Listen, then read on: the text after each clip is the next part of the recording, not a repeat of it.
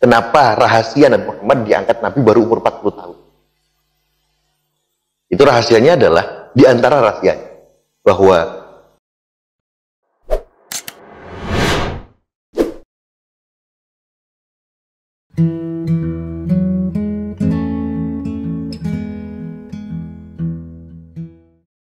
dalam konteks itu, ya, pada zamannya ketika Al-Quran diturunkan, masyarakat saat itu ada dua kubu, ya, dua pihak. Yang pertama adalah masyarakat yang mempercayai Allah dan Rasulnya, seperti Abu Bakar dan sahabat-sahabat lain. Yang kedua adalah masyarakat yang tidak percaya kepada Allah, seperti Abu Jahal dan lain sebagainya. Nah, kedua kubu ini mempunyai keyakinan yang berbeda-beda. Oleh karena itu, sumpah yang dilakukan oleh Allah Subhanahu wa Ta'ala tentunya adalah sumpah yang disampaikan atau diutarakan kepada orang-orang yang tidak percaya. Karena bagi sahabat, sumpah itu gak ada artinya. Maksudnya, karena sudah percaya. Nggak pakai sumpah juga percaya. Iya. Nah, ketika sumpah itu disampaikan dalam Al-Quran, Rasulullah menyampaikan ayat-ayat itu, di mata para sahabat yang bersumpah siapa? Misalnya, wadduha.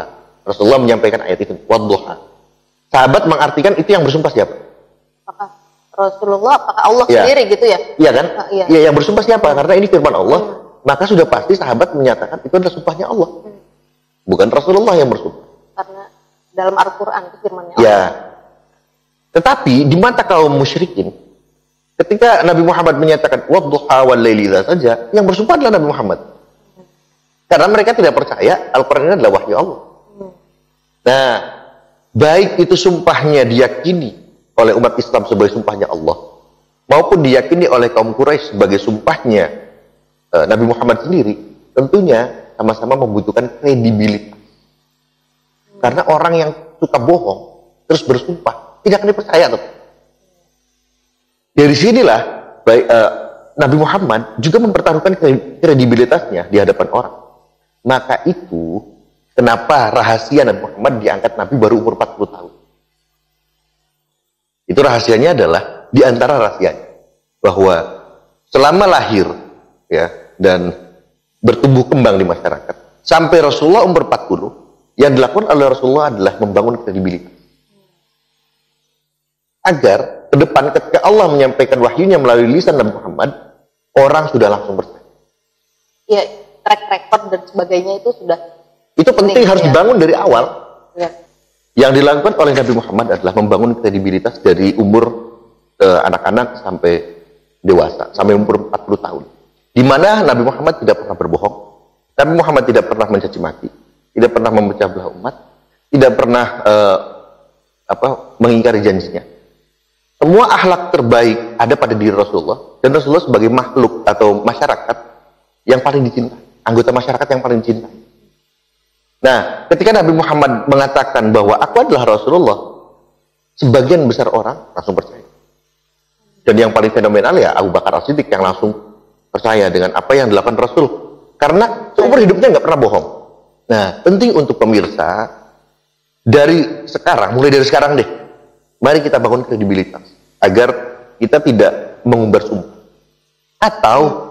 Atau kalaupun tanpa sumpah kita nggak bicara bohong. Ya.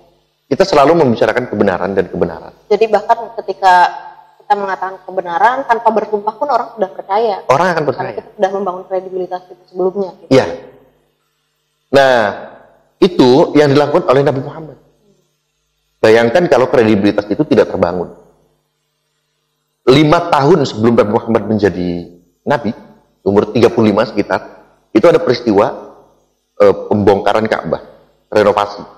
Dan Nabi Muhammad di situ menyelesaikan persengketaan yang bisa memunculkan perang saudara di Makkah. Itu dengan cara yang luar biasa. Dengan surbannya, kemudian semuanya jadi selesai masalah itu.